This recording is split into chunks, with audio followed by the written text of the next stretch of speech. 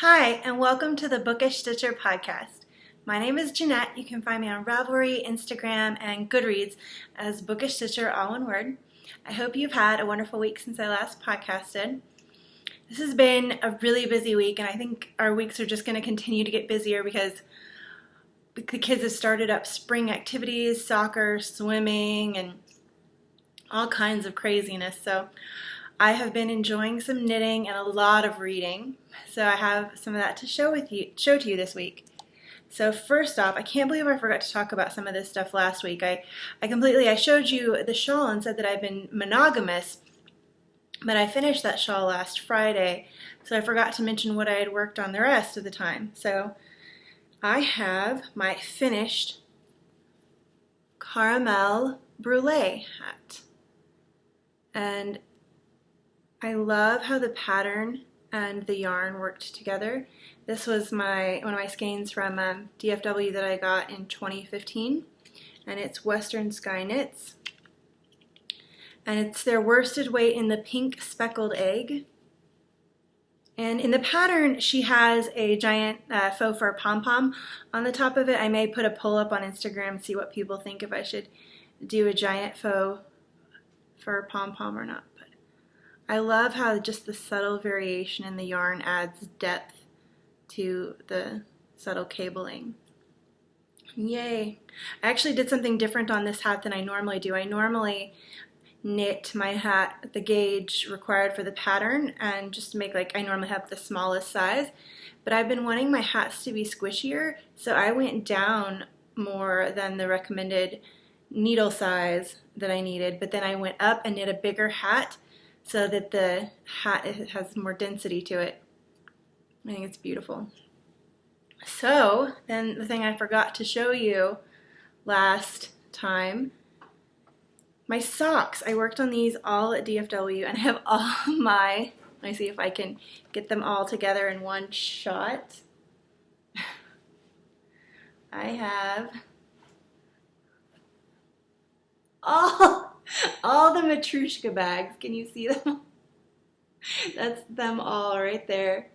I cast on something in every Matryoshka bag I have. I did it, yay! So I have 5, which is the perfect number. So I'm glad. I love my Matryoshka bags. And this is one. It's a Girl Cave bag, Matryoshka. It's a little Red Riding Hood. And in here are the socks. I completely forgot to show you. So I finished the other, and these are some Alaskan Nancy in the lupin and bloom color. So I finished the one, and then I basically just have the ribbing to do on the other one. I haven't been working on these a lot. I've just been doing them at soccer games, swim lessons, just times when I'm out and I only, want to knit on something easy. So this will be done tomorrow probably. And I love the inside of this bag.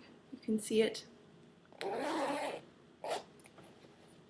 And then the next bag, let's see. I have so many new things this week. I'm like, what do I talk about next?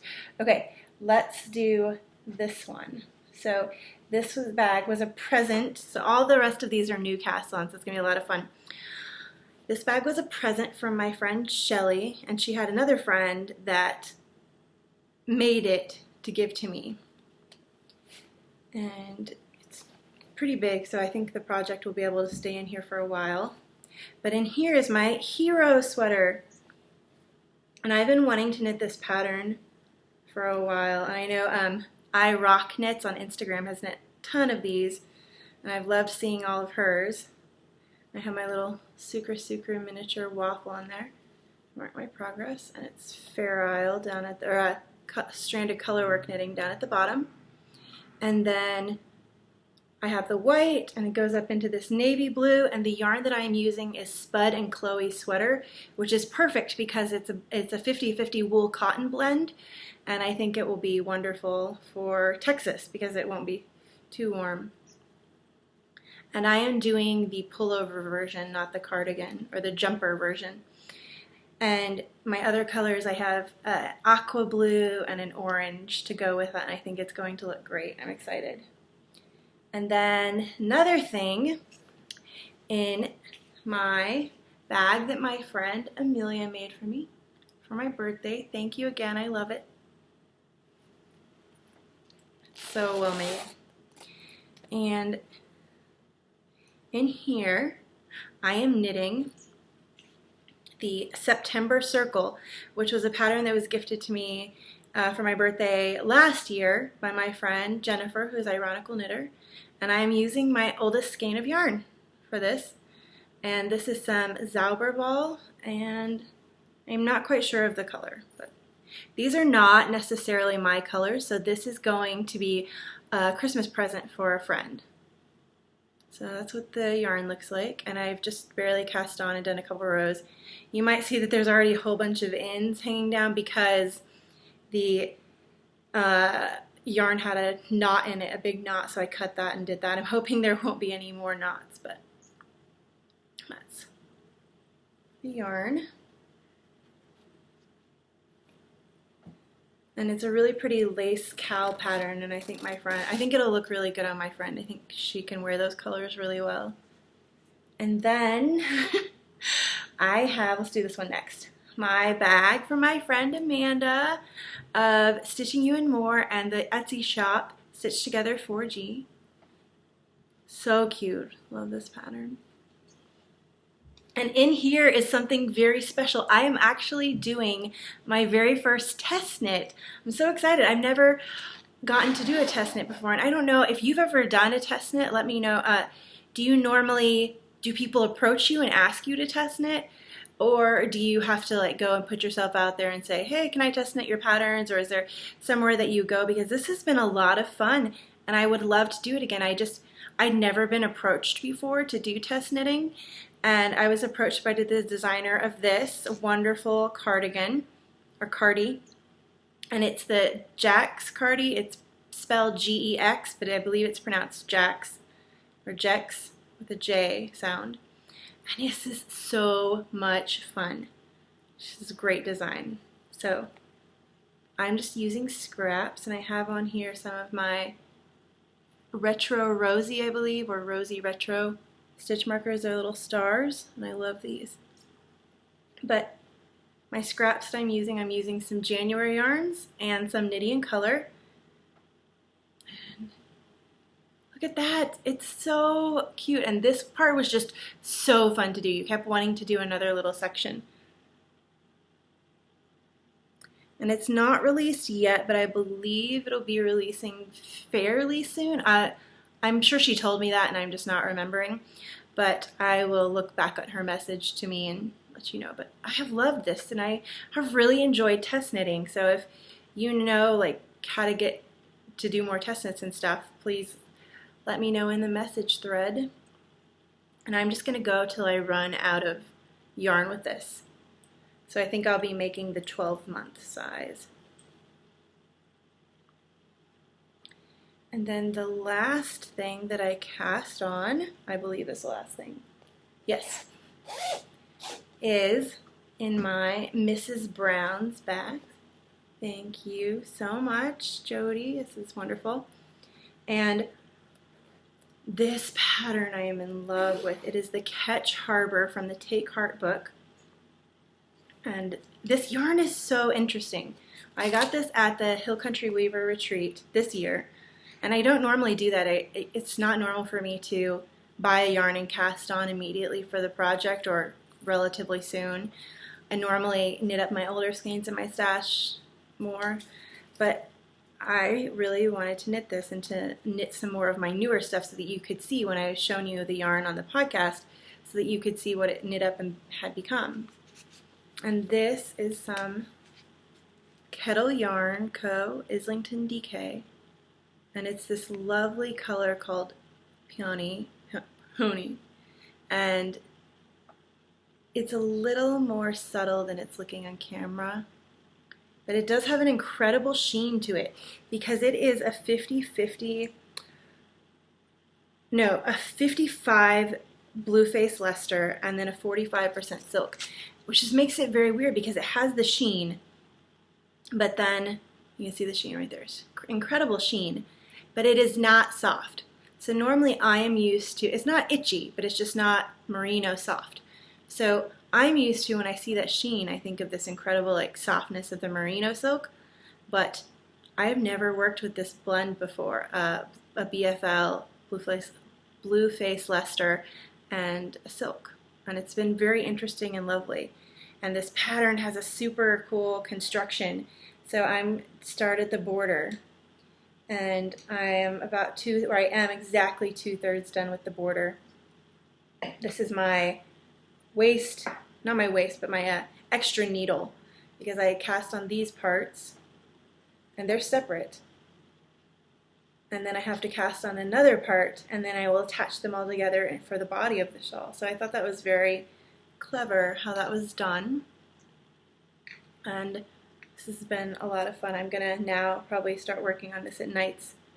What I did when I cast on these things for my Matryoshka bag is it was like Monday and Tuesday are this project, the Ketch Harbour, and then Wednesday, Thursday is the Hiro, which is Hiro, Hiro, and then the Gex Cardi was Thursday, Friday, and then the September Circle was supposed to be Saturday and Sunday, but I ended up only casting it on today because Saturday was so busy. I only knit on the socks. I didn't have a lot of extra time. I did go to knit night Saturday with my group, and I brought my sock to that, and that was a lot of fun. And those socks actually too, when I was at DFW Fiberfest last weekend, those socks went to, I forgot to say, Saturday night, I went out to dinner with about 20, 25, 30, I didn't count, people to a lovely Mexican restaurant, and I brought those socks, but I was really so tired that I didn't knit on them that much. I'm having some of my David's tea. This is the cherry blossom flavor of David's tea, or the, as they would say in Japanese, sakura. And it's very good. So that is all of the knitting. I am doing some spinning. I don't have it finished to show you, but I have just this little bit left. And this is the color that I'm spinning. I have a friend who likes hand spun that has barber pulling on it, and I completely am the same way. I love hand spun that has barber pulling, but I meant to have this done for her to give her at DFW, but I just ran out of time. This is 2F by hand in their peacock colorway, and I made it into pencil roving like I always do. So I just split the braid. Alright, I undid the braid into a huge long, like 20 million feet hyperbole, I love it, into a, I don't know, 6 feet long, I don't know, and then I divided it into strips, and then I just spin from here, so it's very easy for me to just get a nice consistent yarn, that fiber to yarn that way. And then let's see, group news. Right now we have a prize in the group from the DFW Fiber Fest. It's the Madeline Tosh and the bag that I showed last week, and that prize is going to stay up for a little while longer. And then I mailed off some of the prizes yesterday for different things that had ended. The 900 member prize, I mailed off some more of those. So those are keep, you know, every weekend I'm going to mail off a couple more. So if you won one of the prizes for the 900 member, it will be coming to you soon. They're on the shipping schedule, like I said. And then we have the Read Knit Cal, and it's read whatever book you want and then knit something inspired by that, and then you can just enter it in there. I don't know if I'm going to have an FO thread. I think I'm just going to do the chatter thread for that. And so show pictures of what you're working on, talk about the book you're working on, all of that. And I picked the short story for this month because we're doing a read-along this whole year. Every month is a new short story, and it is by Edith Wharton, and is the Rembrandt, I believe. I believe that's what it's called. I picked it and I can't remember. That's special.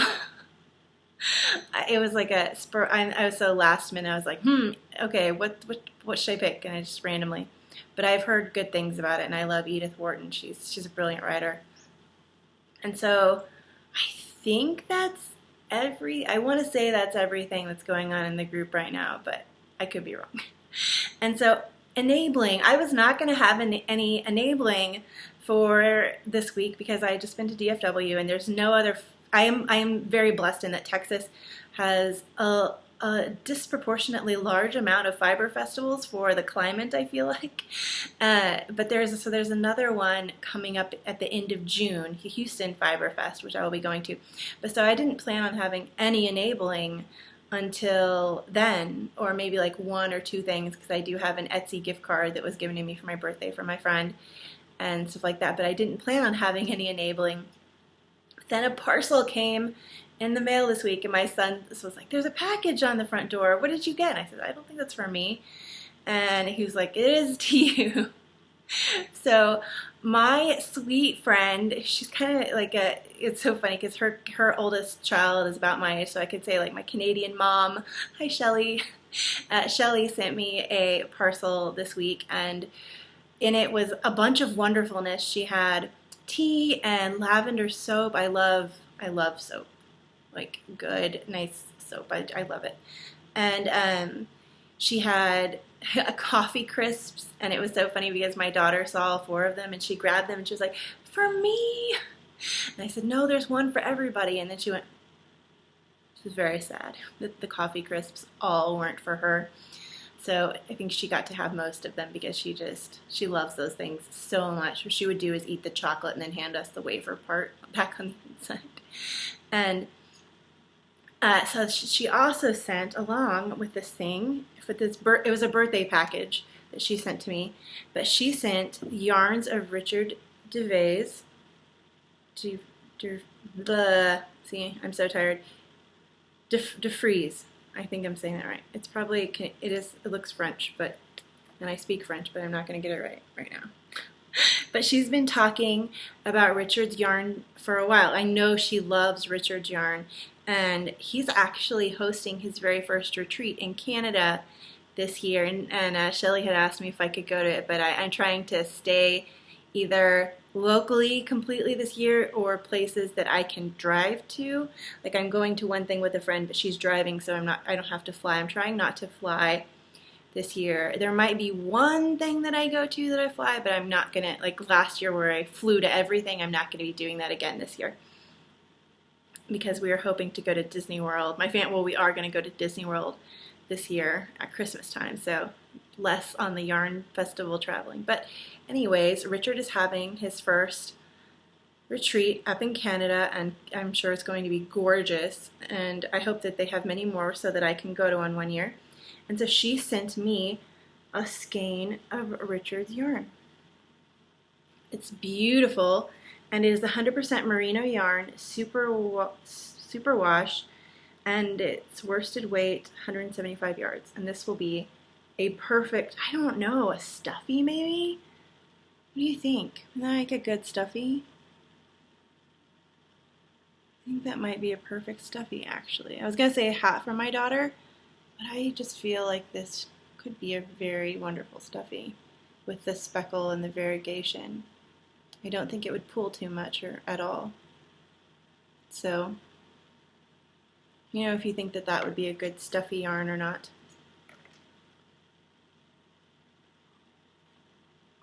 So thank you, Shelly. I was not expecting to have any enabling this week, and that was very, very sweet of her. And there's a package on its way to you, Shelly. It was one of the packages that I mailed off on Saturday. So that is all for the knitting and spinning and enabling. Last week's enabling was probably enough to keep you for weeks and weeks and months. And I'm going to talk about the book this week. So if you like true crime or historical books about different time periods, I think this is one you'll like. And I actually was talking to a friend at Knit Night, my friend Museum Greg, about this book because I'm getting ready. I try to read a historical or a nonfiction book every 2 to 3 months. And so my next one that I'm going to be reading is Dead Wake by Erik Larson. And we were saying how great Erik Larson is, and she was saying how much she loved Devil in the White City. And I was saying, oh yeah, that's a really good one. And I'm 99% sure that I own this book in a hard like hardcover, but it is not. I went upstairs to my library because I went to my Goodreads and I was like, what book do I want to talk about this week? And I was looking back at my books that I had read quite a while ago, and I saw this one. I said, oh, I don't think I've reviewed that on the podcast. I need to make a list. Let me know if you guys would like that, for me to make a list of all the books that I've reviewed, like on a notes page or something, so that you can see there if you're like, oh, what books has she reviewed or have not? Because I get requests to do certain books all the time, but then I will already reviewed them, because there are 90 episodes of the podcast. That's 90 books. It's really kind of cool. But so I was sure that I had this book, but I can't find it, so I must have loaned it out to someone, because I went up into my library and was looking for it and I couldn't find it. But the book, as I was just saying, is Devil in the White City. You can kind of see my screenshot in the background, but it's by Erik Larson. I don't know if I can make that go away, but yeah. Devil in the White City by Erik Larson. And so this book has two main characters. It takes place, it's set in the time of 1893, which was when the Chicago World's Fair time was happening. And the two main people that it talks about in the book are the person who kind of was in charge of doing the architectural work for the Chicago World's Fair. And it talks about, his name was Burnham, and what was his first name? Let me see if I don't remember his first. Daniel H. Burnham, sorry. And he was the architect responsible for the construction of the fair. And it just talks about how the challenges he faced, his partner died, and, you know, there was a lot of underhanded politics stuff going on in Chicago to get the fair to them, because they really wanted to do it, and Chicago it was known for a lot of crime stuff and this different things, and kind of he had this idea to have the white city and all this stuff, and it's very interesting in that aspect of all the people that came to this fair. It talks about Buffalo Bill Cody a lot, and that was in there, and that was very interesting.